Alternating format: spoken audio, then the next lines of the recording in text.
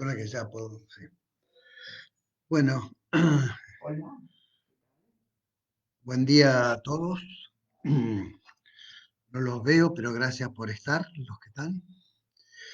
Eh, Quería empezar con algunos agradecimientos para poder hablar o poder plantear, o poder comunicarme un poco en este seminario que estamos trabajando en la escuela. La primera, bueno, es un agradecimiento a Lili Donsis, que es doble, le decía incluso en una nota hace poquito. Primero por la invitación a participar en el seminario de escuela y la segunda es por haberme llevado otra vez a releer Literatar, que es un texto realmente fascinante eh, y con muchas puntas para trabajar. La segunda el segundo gran agradecimiento es a Sabrina y a mi mujer, que sin ayuda de ellos ni siquiera estaría hablando con ustedes. Eh, pero bueno, les decía que eh, me interesó sobremanera volver a leer este capítulo del seminario del Semblán, del discurso que no sería del Semblán. Y hice una presentación que no voy a releer, pero sí algunos comentarios extras sobre esa presentación para después pasar directamente al texto. Eh, Decía que la introducción que mandé, que necesitaba marcar las diferencias del psicoanálisis, de la práctica del psicoanálisis con el arte, pero también rescatar recursos que entiendo hacen al valor del arte o de la literatura en particular, porque digamos la charla de Literatar es una charla tal cual como figura en el seminario, pero al mismo tiempo había sido un escrito, o fue un escrito que se publicó en la revista Literature número 3. Y me parece que el artículo puntúa diferencias y cercanías en un espacio que podemos situar entre los psicoanalistas y los profesionales de la literatura, digamos. Pero también marcar, como dice al comienzo del seminario Lacan, que no alcanza con el escrito o transmitir un escrito, necesita charlarlo, necesita hacer una exposición con todo lo que las palabras habilitan más allá de las precisiones lingüísticas y etimológicas, para dar cuenta precisamente de la especificidad del uso y el sentido que le damos a nuestra práctica, a diferencia de uh, de, la tarea o la propuesta que tienen los escritores, ¿no? Nuestra práctica se sitúa fundamentalmente el valor de la langue. Valor que no escapa, por otro lado, al uso de los artesanos de la escritura. Estoy recordando en estos momentos a varios de ellos, donde realmente el valor mayor es justamente la utilización de la langue, porque muchos editores también saben, se percatan y elaboran desde esa pluralidad de eficacias que la palabra aportan. Tal vez lo que has que marcar, necesitamos marcar, y creo que lo que hace Lacan en esta presentación, en esta charla, es justamente marcar los propósitos diferentes, ¿no? Nuestra práctica es esencialmente discursiva, porque sabe que las palabras son mucho más que palabras, que lo que nos importa es que la letra es portadora de marcas subjetivas, de goce de quien las dice, de quien las pronuncia, más allá de lo que cada uno cree que es. Lituraterra precisa precisamente que desde el psicoanálisis, lo que entendemos del psicoanálisis por letra, y da cuenta al mismo tiempo de una política de lectura. El encuentro analítico, que es un encuentro de cuerpos, podemos imaginarlo entonces como la puesta en escena de una modalidad de lectura que es escritural. Esto de la política de lectura me pareció interesante porque hace poco leí un artículo que hablaba precisamente del uso de cómo toma la lectura un escritor, por ejemplo, para munirse, para obtener recursos literarios que le permitan avanzar en su obra, en su trabajo de escritura. También la del crítico, que más bien busca en una obra algo así como desentrañar ese punto oscuro, ese punto no dicho que toda obra aporta diferente del discurso manifiesto, del relato manifiesto, ¿no? Pero me parece que nosotros buscamos una cosa diferente, justamente marcamos en la escucha que tiende a ser precisamente un trabajo de escritura, en la escucha las marcas del goce de quien nos está hablando. Bueno, eso agregaba un poco a la introducción que ya les había hecho llegar eh, como presentación de lo que iba a hablar hoy. Voy un poco, o voy yendo un poco al texto de Literatura Terra, que se inicia con lo que podemos llamar un invento, un neologismo, que es la palabra Literatura Terra. Y era clara, la cana clara, que de nada sirve buscar en la etimología las razones de su uso. Ni la lingüística ni la etimología tiene la última palabra, sino la que lo tiene es la versatilidad del uso del lenguaje, que nos acerca al juego del chiste y también de la poesía.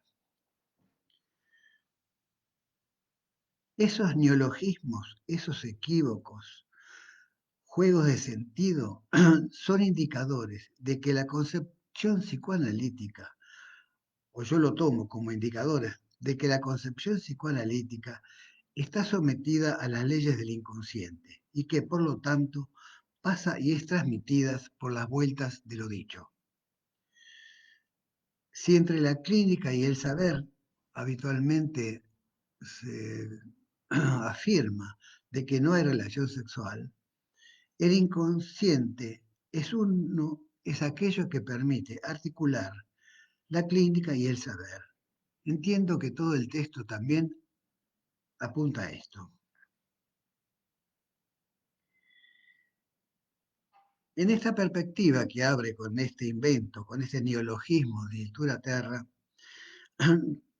redobla el juego de palabras y vincula letter, es decir, letra, y liter, basura, es decir, aquello que cumplida su función se elimina.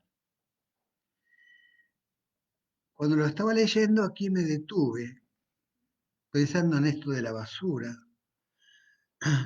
Todavía más, una vuelta más fue, ¿por qué Lacan nos recuerda también la famosa expresión de Santo Tomás de Aquino, de sicut palea, frase referida a su obra, pero que Lacan además hace suya en relación con sus escritos?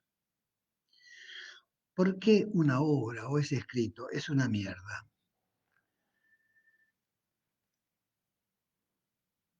Los escritos que forman parte, como voy a decir más adelante, del mismo texto, la cloaca del mundo.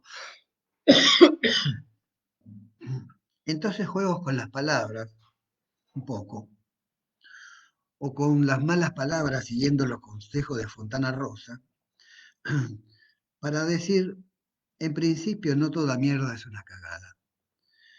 Lo que nos alimenta, mejor dicho, lo que no alimenta, sabemos, engorda o produce constipación.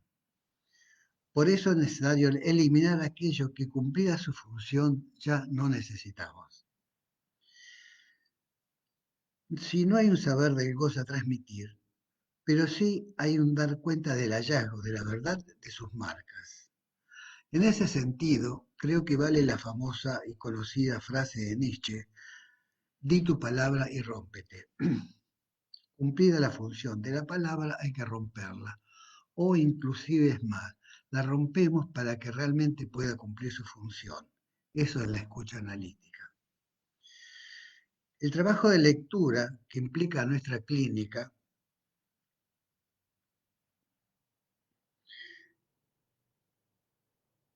implica también una política de lectura. Es necesario romper el significado y el sentido coagulado para que la palabra dé cuenta de aquello que nos importa. La marca de goce en el decir de un sujeto como hecho singular, lo uniano de ese decir. Luego acumularlas en principio no sirve. El análisis no es un adoctrinamiento. La práctica analítica no está destinada a almacenar saberes, pero sí necesita transmitir los hallazgos de su práctica y los recursos para lograrlo. Esto divide funciones y posiciones.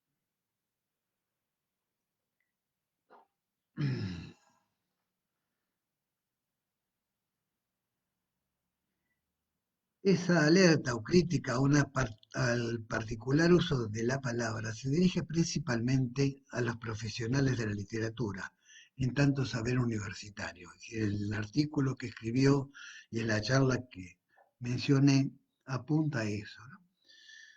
Pero no los artistas que hacen de su creación algo más que coleccionar, y cito las expresiones de Lacan, una disposición de restos en un mostrador o como en un mostrador de carnicería. El psicoanálisis en su práctica no se reconoce tanto en un Sófocles o en un Dostoyevsky, pero sí, digamos, ha utilizado ello para poder leer. Una escucha a la analítica que aprecia mucho más los desplazamientos metonímicos cercanos a la eficacia del chiste que a la transmisión de saberes consolidados. Por eso entiendo que en este trabajo nos recuerda que sus escritos podemos tomarlos como cartas abiertas, hechas muchas veces, así lo menciona, en función de eventos, de circunstancias particulares, donde dicen textualmente, discuto cada vez aspectos de mi enseñanza, es decir, propone o discute aspectos de su enseñanza para interrogar su misma enseñanza. Los escritos y decires que se transforman y modifican en el acto de su transmisión buscan interrogar sus fundamentos y su pertinencia a partir siempre de los intríngulis que la clínica nos presenta. Tal vez por eso la mención a la carta robada de Poe encabeza sus escritos, aunque su redacción fue hecha, la carta robada, fue hecha con posterioridad a muchos de sus escritos. Es decir, le necesitó encabezarlos con esta mención a la carta robada. Y la carta advierte de la propiedad de un decir sin decir, o más allá de los decires, que de todos modos algo llega a destino. La carta implica un modo particular de ubicar un destinatario que Lacan destaca como efecto de feminización. Cuando estuve trabajando, cuando fui leyendo y esto que iba anunciando y esta referencia a la carta robada, recordé de un trabajo muy interesante de Josefina Ludmer, que es una escritora y crítica de literatura. Tiene un texto referido a la literatura de la correspondencia, la literatura que trabaja sobre cartas.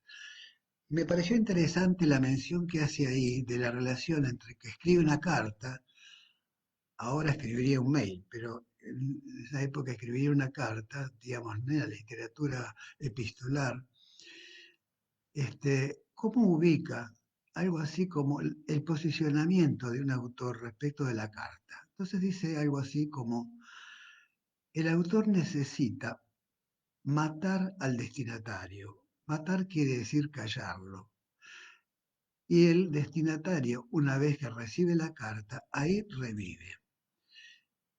Y pensaba cuánto tenía que ver un poco también con, en cierto modo, con el trabajo nuestro, porque el escritor en este caso, que sería el analizante, no el analista, el escritor redacta una suerte de carta, de mensaje. Necesita matar al interlocutor en el sentido de que no vale en tanto locutor, se dirige a un semblante. Digamos,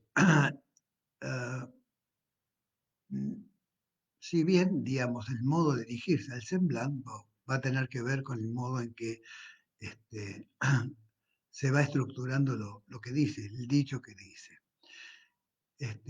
El lector va a ser el analista, entonces, ¿no? No el escritor, sino el analista que va a leer en esas marcas precisamente la presencia de goce que anida en el discurso de cada analizante.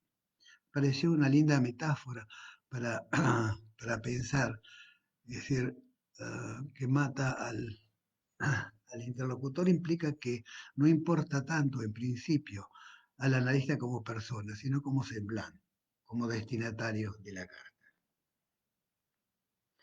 Vuelvo un poco al texto, ¿no?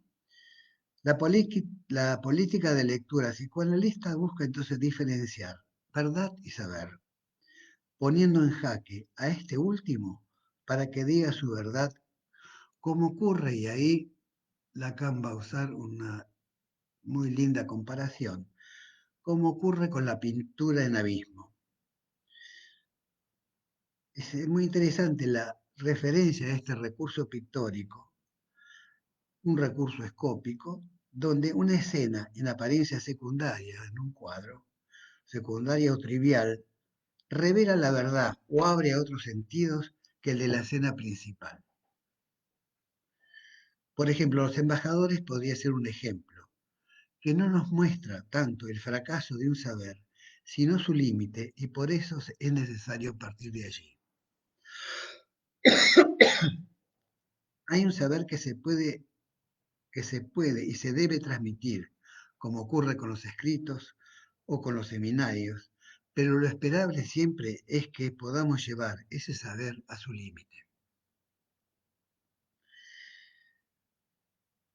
Siguiendo con lo que nos va desplegando Lacan, si la letra es una instancia, implica también un tiempo o un momento, como sostén que porta un saber no sabido y que evidencia la existencia del inconsciente, que, como la pintura en abismo, advierte que hubo un real que la fundó. El saber inconsciente advierte del cifrado de un goce. La bifidez de la letra, creo que sería un modo propicio para plantearlo, ¿no? La bifidez de la letra es capaz de decir una cosa mientras dice otra, como en el chiste o en la buena literatura. Pero hay algo que creo que el texto va a remarcar, y lo va a hacer remarcar mucho más cuando hable de la lengua japonesa. Hay algo que es esencial, que es la exigencia de que haya un lector-intérprete. Y eso implica siempre un lazo social. Esa letra que intentamos leer, abrir en su significado para que nos diga lo que es necesario que diga, configura un borde que lo real.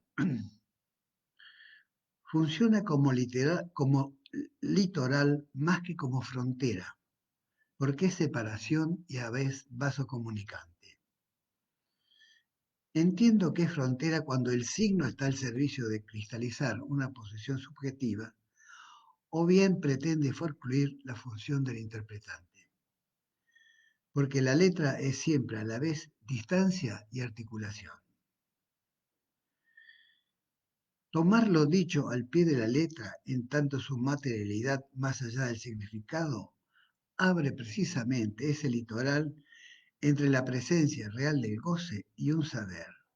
Es ahí donde para nosotros anida la verdad.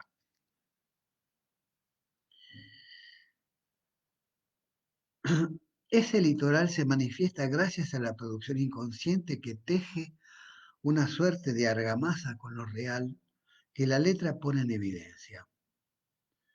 Una letra tomada por otra, procesadora de la eficacia del inconsciente. Borges lo había señalado a su modo. Decía, la metáfora da cuenta precisamente de la indigencia del idioma. Esa letra no se confunde con la función del significante, pero se vale de él.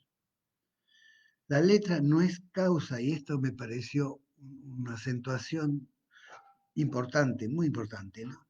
La letra no es causa de una producción, sino indicadora de que hubo un acto de producción. El riesgo en el que se suele enredar el discurso universitario, como el de los profesores de literatura, pero también muchas veces el de nosotros como analistas, surgen cuando es necesario ubicarnos como portadores de saber, suponiendo que acumular significantes garantiza un saber. En la necesaria transmisión de un saber anida siempre la tentación de hacer gala de un saber a partir de un semblante. Eso es difícilmente evitable en la transmisión, pero el riesgo es que nos confunda en la clínica. Esta necesidad de precisar la noción freudiana la noción de letra, llevó a interrogarnos los fundamentos que portamos como herencia freudiana. Y tomo una cita que me pareció interesante rescatar. Dice Lacan, si hubiera encontrado admisible los modelos que Freud articula en un proyecto de psicología para neurólogos, para describir la exploración de rutas impresivas, no habría tomado la metáfora de la escritura. La escritura no es la impresión, la letra no es primaria, es más apropiado pensarla como signo de percepción, como lo hizo en la Carta 52. La cita es textual del texto.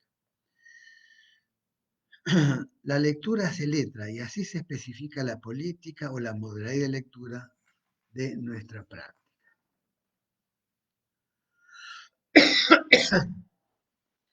Así me pareció entender también en una cita que sintetizo del seminario 20 Ancor. Ahí Lacan dice, lo real tiene sus primeros anuncios de registro subjetivo a partir de un impacto mediado por el registro imaginario. Son, las llama él, las intuiciones que solo al ser inscriptas por lo simbólico configuran el arsenal inconsciente. Esas intuiciones preanuncian y preceden la inscripción simbólica como una suerte de conceptualización que se apoya en el registro escópico tanto como en el parloteo cuasi musical. Serán inscripciones solo por el articulado simbólico. Pero sabemos que el goce es previo al significante. De todos modos, la cita anterior ya lo preanuncia, ¿no? El goce es previo al significante, pero subsidiario a la incorporación del lenguaje. La presencia subjetiva de ese goce adquiere representaciones y acentuaciones diferentes desde el objeto A al síntoma. Referencias que no se excluyen. El A, recurso imaginario, responde a la presencia de un goce del que los discursos significantes mediantes se van apropiando. O se apropian. Ese goce no equivale al significante, ya que es previo a su configuración. Y es la letra la que da cuenta de su carácter primario diferente del significante y el saber. Es también previo a la constitución del sujeto representado por un significante para otro significante.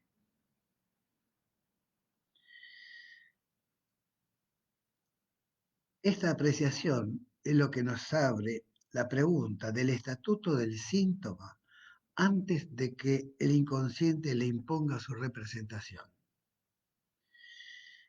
El grafo del deseo lo había ilustrado así. Recuerdan que había el inicio del movimiento que el grafo ilustra, partía de un punto indeterminado, alfa, que es el enigmático sujeto mítico por venir. El estatuto primordial del cuerpo, incluso antes de es el estatuto primordial del cuerpo antes de la configuración gestáltica del estadio del espejo, no solo de la representación significante. Ahora bien, todo esto es necesario ser transmitido, todo esto es necesario configurar un saber a ser transmitido y a su vez a ser interrogado. Por eso Lacan no va a dejar de acentuar que, y lo cito, la exploración lógica es el cuestionamiento que pone límite al lenguaje en su aprehensión de lo real, y que no hay enseñanza que no sea matemática. El resto es broma, son citas del seminario UPIR. El resto es broma, más allá de las matemáticas. Pero también podemos acordarnos, o recordamos, que para la eficacia clínica no dejó de valorar, digamos, a la tontería. La tontería que era el nombre que Juanito le había puesto a su síntoma. Resulta llamativo, para dar cuenta de la especificidad de la letra y el valor de la lectura a la letra, que recurra a un estilo que podemos llamar o podríamos imaginar como literario. La metáfora del viaje de avión a Japón pasando por las estepas siberianas de Rusia. Realmente es una descripción de un procedimiento, pero entiendo que es casi una descripción literaria y además Lacan lo dice tan campante. Estoy haciendo literatura y estoy alegre. La transmisión no deja de recurrir al valor de la metáfora, si bien la topología y la lógica van a acotar sus excesos y el velamiento en sus despliegues. Lo escópico da cuerpo y presencia a lo que vendrá letra. Un recurso escópico, podríamos decir, despojado de lo imaginario. En este estilo describe así una operación para situarse como intérprete, una mirada que lo sitúa como intérprete. Dice, cuando hice la lectura, señalo, subrayo esto, cuando hice la lectura de lo que se veía en la planicie siberiana, es decir, es una mirada, insisto, no estética sino lectora, advierte y confirma aquello que luego la lengua japonesa le brindará. La escritura es la que funda la letra bajo la forma de la caligrafía.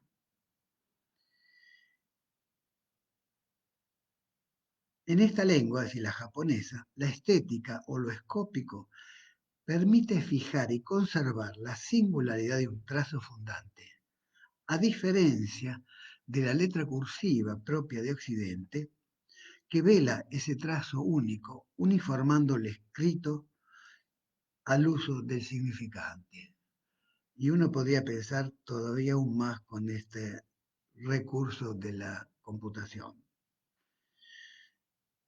Así lo visto y leído en el viaje es usado como metáfora de la conformación de la letra.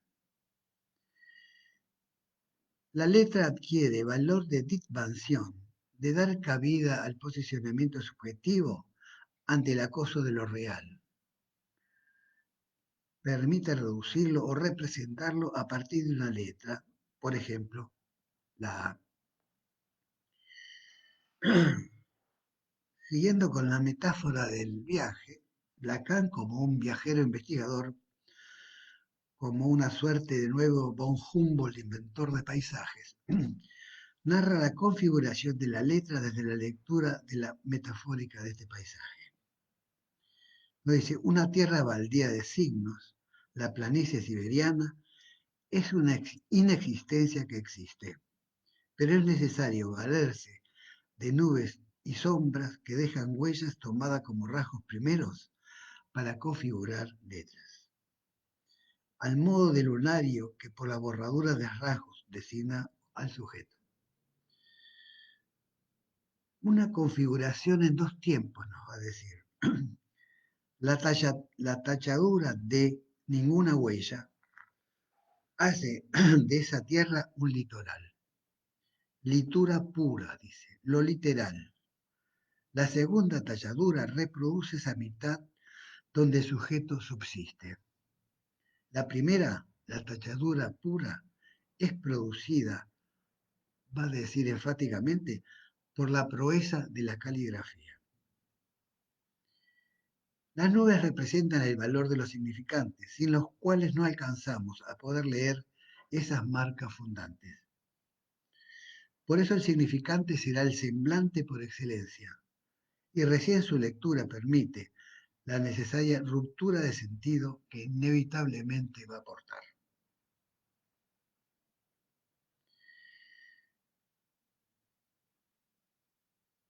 La lectura va a situar entonces ese sitio como litoral, centro y ausencia entre saber y goce.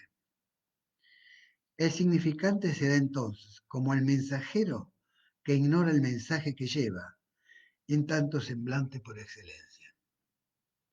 Por eso se busca un discurso que no fuera el semblante, pero no sin él.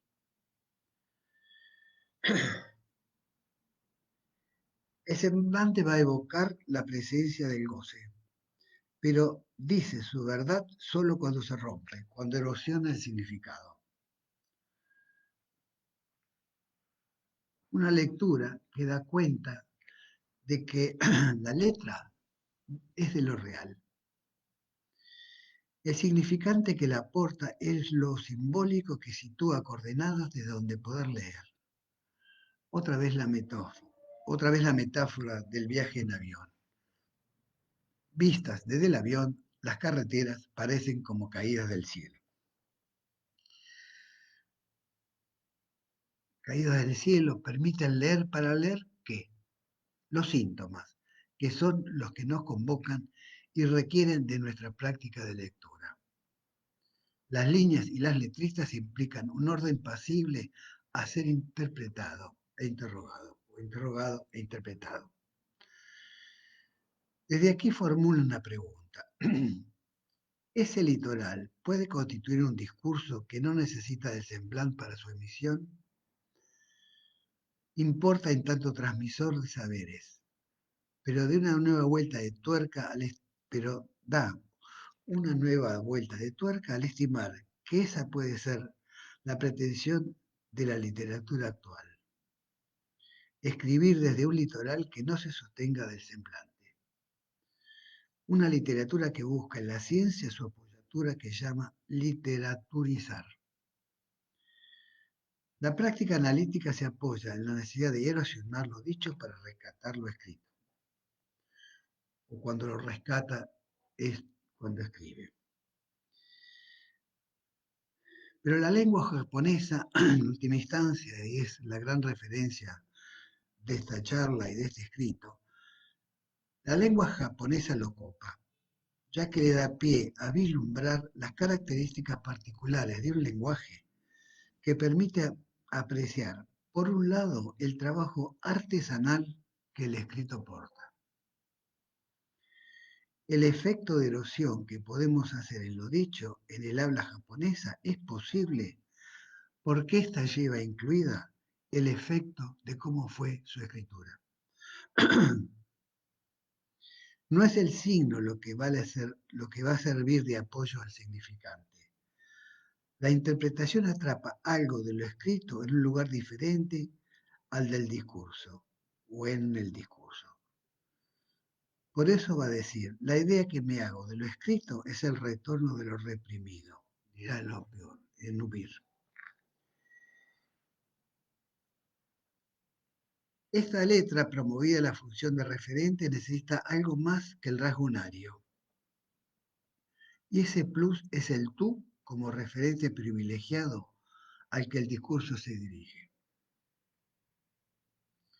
En el idioma japonés, ese tú condiciona totalmente las características mismas del discurso, incluyendo en esta consideración al otro las reglas de la cortesía. Como va a decir más adelante, otra vez en Upir, El ser hijo del lenguaje es lo que hermana al analizante y al analista.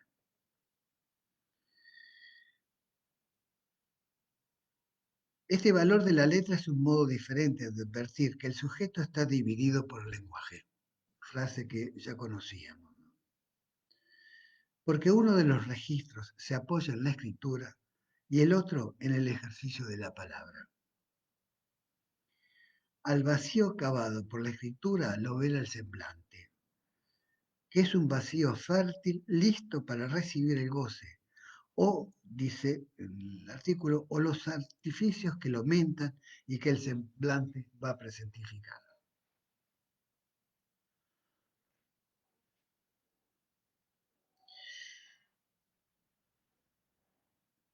En el diálogo con ese tú, que es el diálogo analítico, cada uno se presenta como siendo un semblante y el analista opera desde ahí. Pero respecto de la posición del analizante, si es solo semblante, nada comunica menos que una presencia que no esconde nada, porque son intentos de manipular al otro. En el devenir del análisis, en cambio, el sujeto se compone por descomponerse. Otra vez, volviendo al habla japonesa, esta se apoya íntegramente en la función del intérprete. Es la traducción perpetua hecha lenguaje.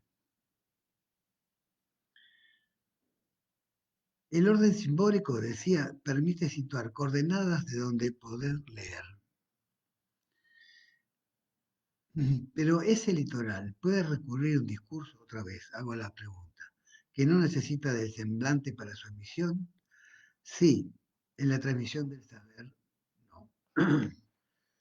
La lengua japonesa permite vislumbrar las características del lenguaje que permite trabajar, apreciar el trabajo que lo escrito porta y permite así que la lectura escriba, porque en esa lengua está incluida el efecto de la escritura. Bueno, voy concluyendo y quería decir esto. El cuerpo, esa terra, esa vez, es a la vez algo gozable y literalizable. La eficacia en la circulación de los cuatro discursos tiene un límite por el efecto de sentido dado que el semblante y el significante solo representan lo real del goce. Pero en el mismo giro de estos discursos permite constatar el surgimiento de algo nuevo en el mismo fracaso de la representación. Pero, y dejo la pregunta como final de mi comentario, pero la terra sin litura es la nuta vida. Nada más, les agradezco mucho la escucha.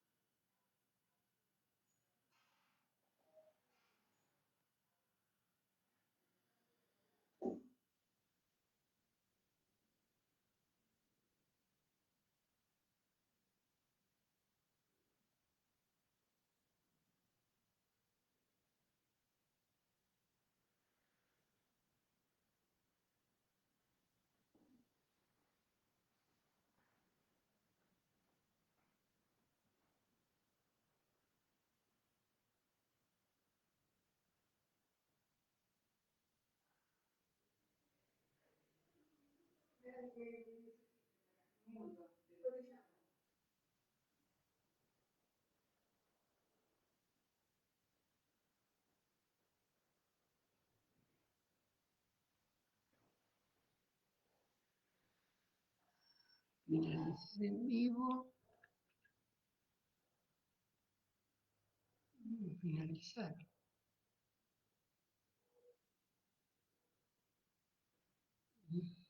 Si finalizas el video en vivo ahora podrás elegir si guardarlo o eliminarlo.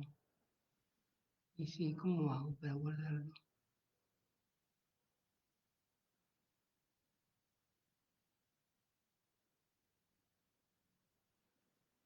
Sergio, espera.